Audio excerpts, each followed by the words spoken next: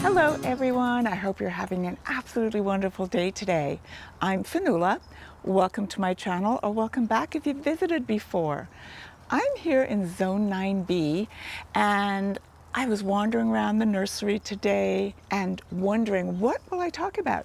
And I am still so totally blown away by these Panicle Hydrangeas that nothing else is grabbing my attention in the same way. So that's what we're going to talk about. For a start, I want to talk about them because they are just so darn stunning. The other thing, don't forget, I'm in Zone 9B, live, work, and garden here in Zone 9B, beautiful Northern California, just a little outside of Petaluma, and Panicle Hydrangeas work amazingly well. Now, I was back east a few weeks ago. They were everywhere there also. And they're just, I cannot get enough of these guys. There's lots of different varieties. There's ways of growing them. There's places that you need to plant them and ways to take care of them. And I'm going to share all of that with you in just a minute. Okay, so why do I want to talk about Panicle Hydrangeas today? Apart from, I was so blown away by seeing them absolutely everywhere back east a couple of weeks ago. I mean, literally everywhere. Little explosions of flowers, absolutely stunning, absolutely everywhere. Made me look at them again, think about them again. Why was I so blown away by them? Well, for a start, the gorgeous shape of the flower.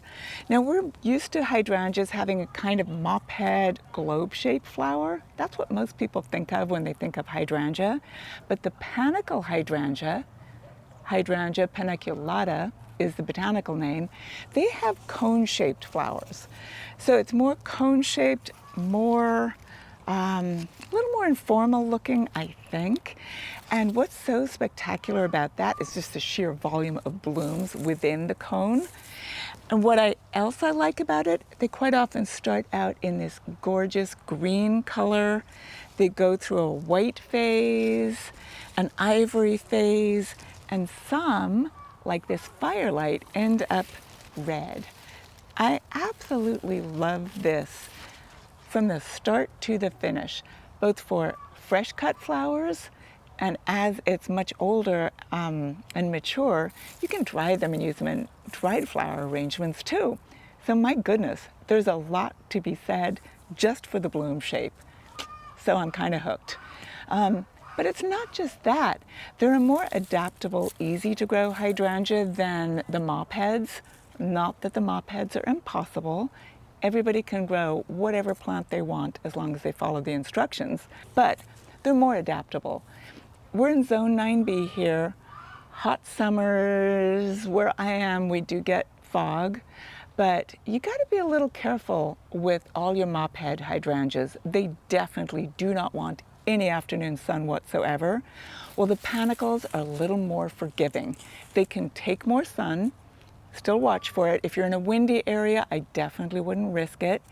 But if you're in a sheltered location, out of the wind, and you can really water them regularly, most of the panicles can take more sun. Now, when I was back east, I was chatting with a nursery owner in New Hampshire, and I was asking them about that because I was literally seeing them everywhere.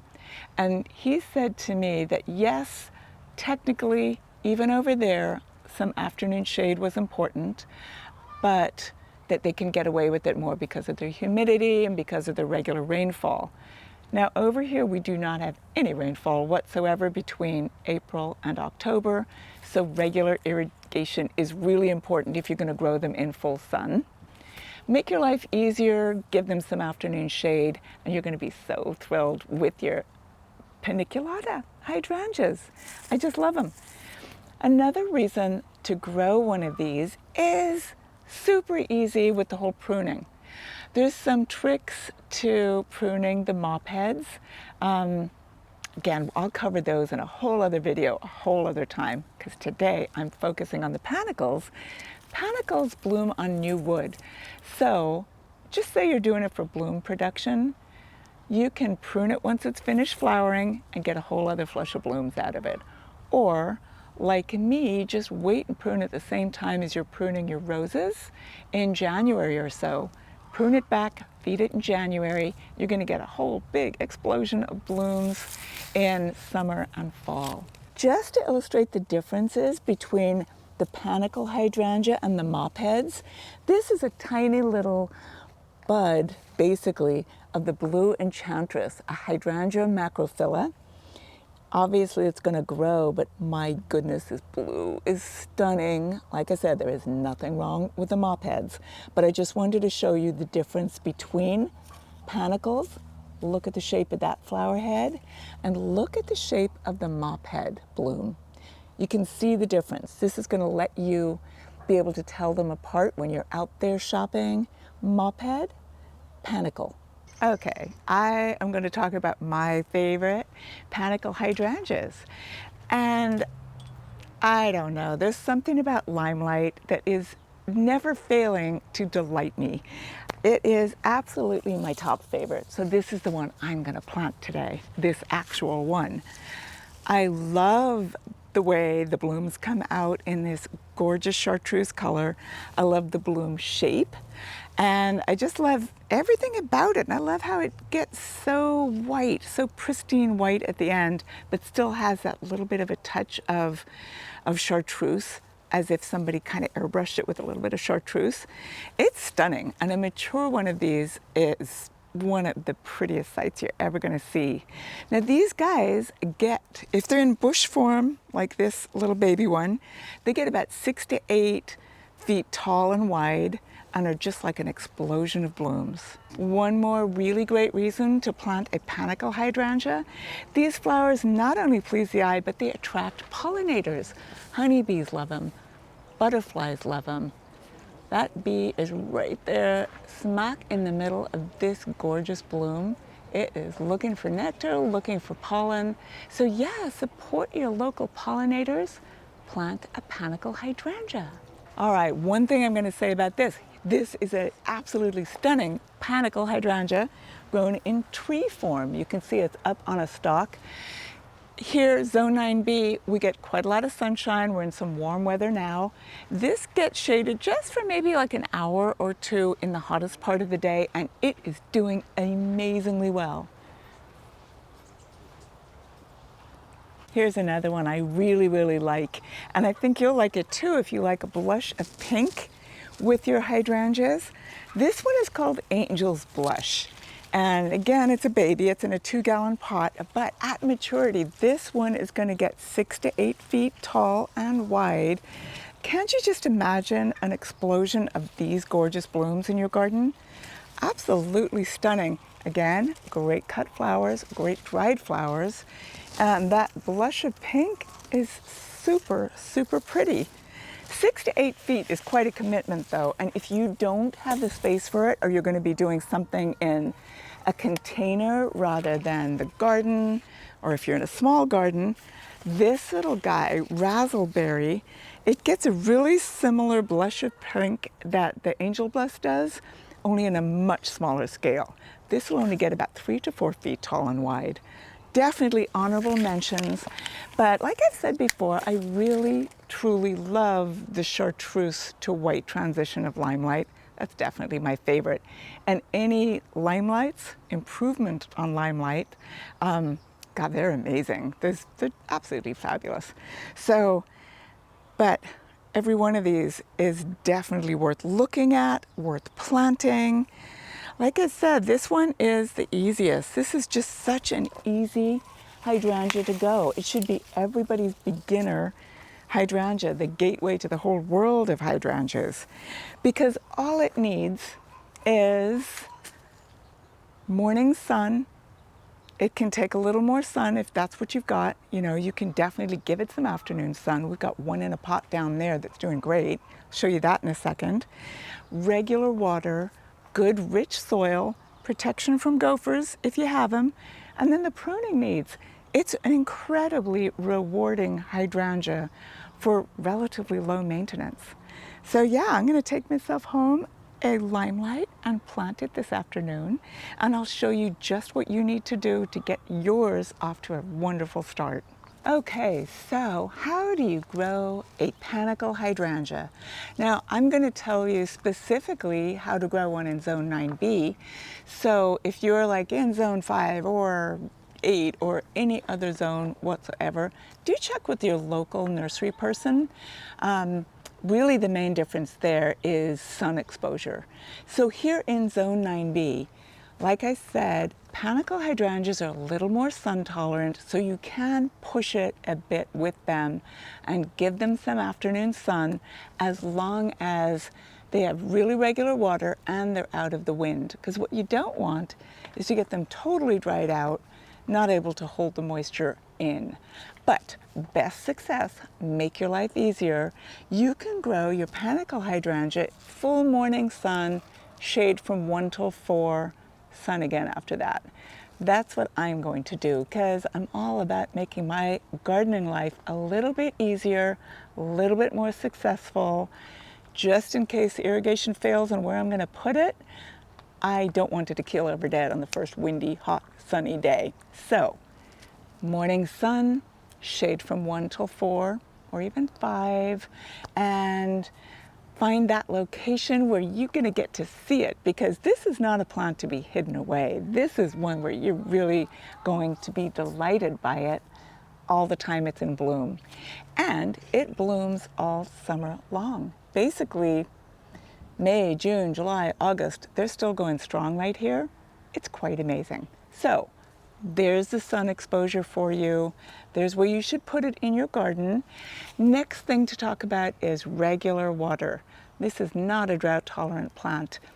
It's a little more resilient, a little less dramatic than the Mopheads, but it still wants regular water.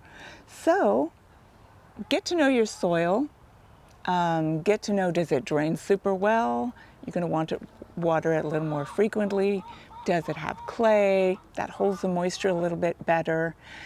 Don't just trust my advice on saying 2 to 3 times a week, which is what I'm going to do, because your soil is different, your exposure is different. Get to know your plant, get to know your soil, and that's really going to tell you how you need to water your panicle hydrangea. But regular water is key. Do not, hold back on the watering. Good rich soil is always important to get your new plant started off. Enrich it with compost, enrich it with soil booster. That's the really great compost blend that I sell here. Get it nice and rich. Get your plant off to an absolutely excellent start. Now, gophers don't tend to go straight for a hydrangea, but at the same time, if you've got gophers, don't risk it. Plant it in a gopher cage. Protect those roots. Then, talking about feeding, you've gotten it off to a really great start, but they do like regular enough feeding. I mean, look at what they're going to do. This guy is going to get 6 to 8 feet tall and wide, be covered in blooms, so you're going to want to feed it on a regular basis. Let me tell you about my favorite fertilizers for hydrangeas in general. This is EB Stone Organics Azalea Camellia and Gardenia food. It doesn't mention hydrangeas, but it is a fertilizer formulated for acid lovers, and hydrangeas are acid lovers. It's also really well balanced. It's a 553, which is exactly what your hydrangea of any description would like. So this is my fertilizer of choice because it's organic. That's what I do in my garden, specifically when wildlife, bees, honeybees, butterflies are involved. So this is my first choice. If ever your hydrangea, whatever kind of hydrangea you've got, needs a pick-me-up though, this one, this Maxi with the great big honking picture of a hydrangea on it, that's a really good one. You dissolve a tablespoon of this in a gallon of water, water it on. That's amazing. There's also those granular slow release that also go for a well-balanced. And when you feed your hydrangea, you do that in the spring. I've got other hydrangeas at home, so I usually feed after I prune them. And speaking of pruning, the best time to prune these really is the same time you prune your roses. in late January, early February, before the growth begins. And the way you do it with the panicle, you want to take it back by at least a third. So just use your imaginations here. Pretend this gorgeous firelight is 8 feet tall. You're going to take it back by a third, but I cannot do the math on that one. It's like 2.5 feet. Pretend this is 2.5 feet. You're going to take it right back to a pair of buds at 2.5 feet. Now, hydrangeas are deciduous, meaning all their leaves fall off. So you're going to enjoy that bare structure with the dead flower heads on it through the end of January, middle of February. That's just great. Again, you're going to see where the buds might be and where the leaves had come out. So take it back by a third to a pair of buds. And there's your pruning. Now, the only other pruning you might do is deadheading to tidy up the look of the hydrangea while you're enjoying the rest of the nice fresh blooms. I'll show you that in just a second. The only other thing to talk about, perhaps, is pests. One of the great things about Panicle hydrangeas is that it's relatively pest-free. Deer do like to nibble at those, so protect from deer.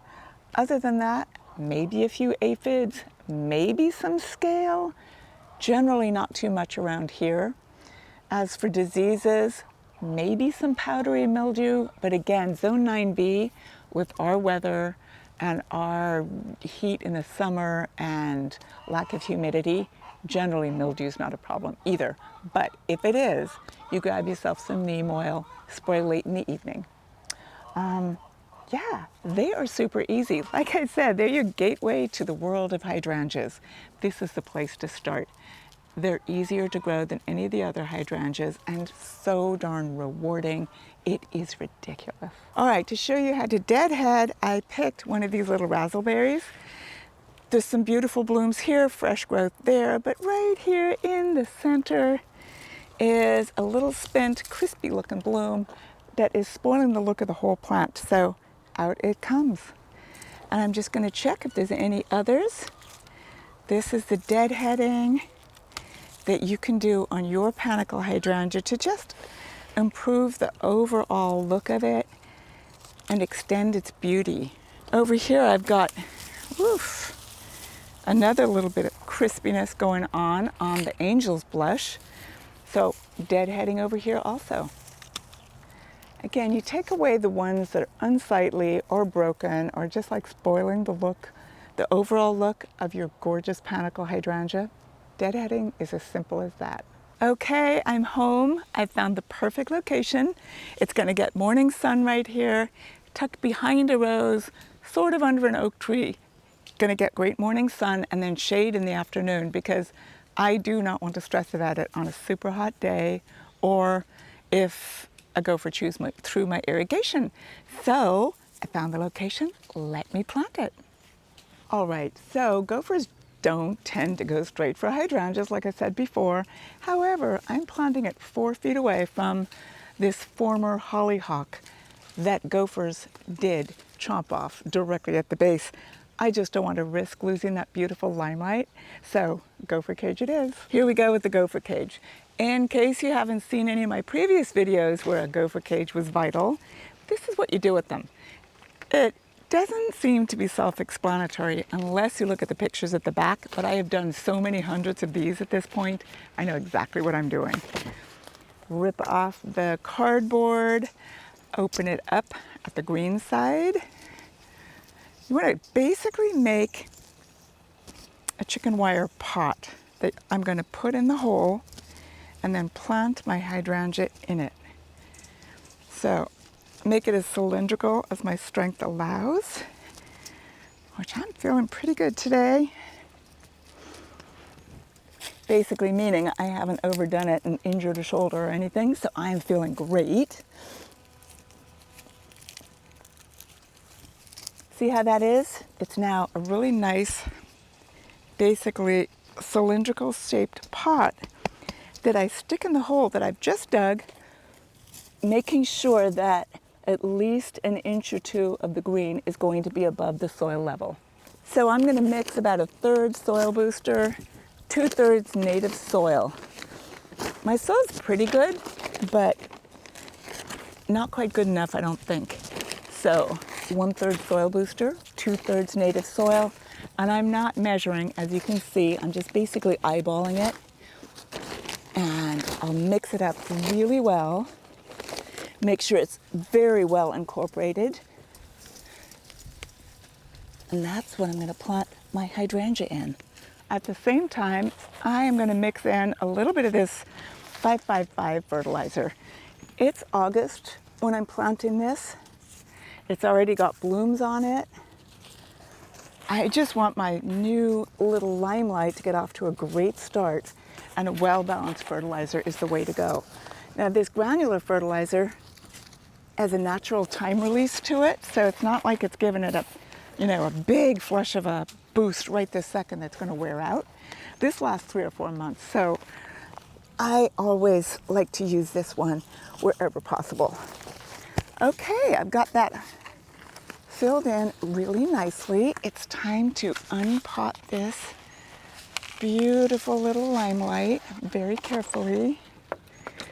Look at those roots. I'm going to tease them apart. This got watered today, but I want to make sure that the soil surrounding it is equally moist, because that's what hydrangeas like. They like equally moist soil surrounding their root structure. So as soon as I get this baby planted, I'm going to be giving it a really good deep soaking.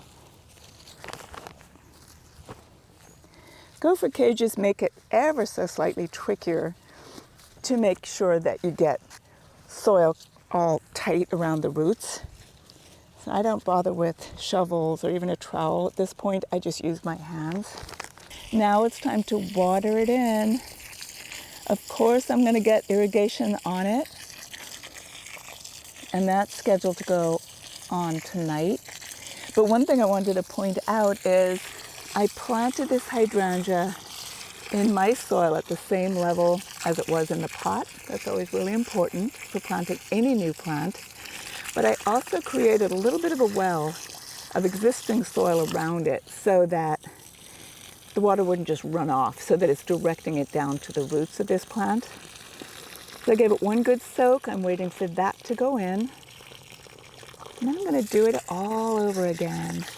Make sure it's not draining away anywhere, and that this newly planted hydrangea paniculata limelight is really well hydrated and off to a really good start. And I can't wait for this little tiny creature to turn into the plant of my dreams, which is basically 6 to 8 feet tall and wide of an explosion of blooms. I absolutely love Panicle Hydrangeas. Just before I go, I don't actually have this one this year, but I'm definitely growing it next year at Cottage. Quickfire Fab, absolutely amazing. Love that one. I spotted that a couple of weeks ago back east. I'm like, I'm definitely growing this one next time.